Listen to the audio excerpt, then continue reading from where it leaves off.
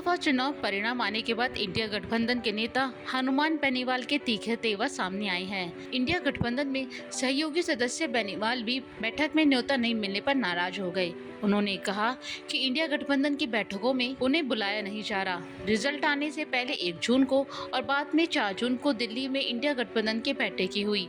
इन बैठकों में गठबंधन के तमाम पार्टियों के नेता शामिल हुए, लेकिन राष्ट्रीय लोकतांत्रिक पार्टी को बुलाया नहीं गया। लोकसभा चुनाव जीतने के बाद आरएलपी के राष्ट्रीय संयोजक और नागौर से दूसरी बार सांसद बने हनुमान बेनीवाल ने ऐतराज जताया। उन्होंने कहा कि आरएलपी को बैठकों में नहीं बुलाना उनका व्यक्तिगत अपमान है। सांसद हनुमान बेनीवाल ने कहा कि इंडिया गठबंधन की बैठकों में नहीं बुलाए जाने पर उन्हें बताया गया कि आरएलपी छोटा दल है, इसलिए नहीं बुलाया। इस पर हनुमान बेनीवाल ने कड़ा ऐतराज जताते हुए कहा कि कांग्रेस के नेता ये नहीं जानते कि प्रदेश में 11 सीटों पर हुई जीत में आरएलपी का बड़ा योगदान है। बेनीवाल ने कहा कि वो लगातार कहते आ रहे हैं कि नागौर लोकसभा क्षेत्र में उन्होंने जो 3 लाख वोट मिले हैं वो कांग्रेस गठबंधन के कारण मिले हैं।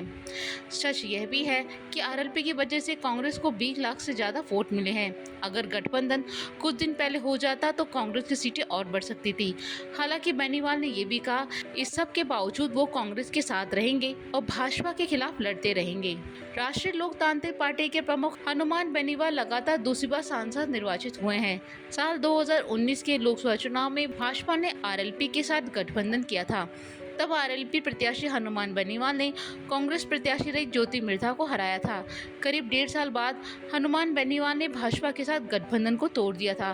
केंद्र सरकार की ओर से लागू किए गए कृषि कानूनों का विरोध करते हुए बेनीवाल ने भाजपा का साथ छोड़ दिया था। इस बार के लोकसभा चुनाव से ठीक पहले आरएलपी का कांग्रेस के साथ गठबंधन हुआ।